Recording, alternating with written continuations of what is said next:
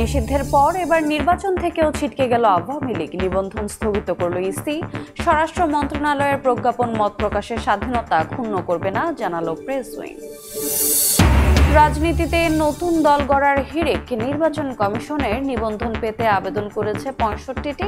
বেশিরভাগই নাম সর্বস্ব, নেই কেন্দ্রীয় কার্যালয়, কর্মী ও সাংগঠনিক কার্যক্রম। কর্মকর্তাদের আন্দোলনের মধ্যে পুনর্গঠন হলো এনবিআর। রাজস্ব নীতি ও ব্যবস্থাপনা নামে ২ বিভাগ করে অধ্যাদেশ জারি। স্বচ্ছতা, জবাবদিহিতাকে কারণ হিসেবে উল্লেখ।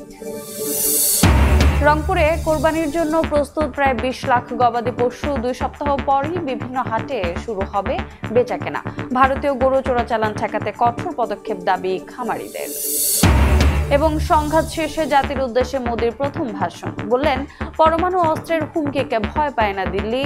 যুক্তরাষ্ট্রের হস্তক্ষেপে বন্ধ হয়েছে পারমাণবিক যুদ্ধ, দাবি ট্রাম্পের।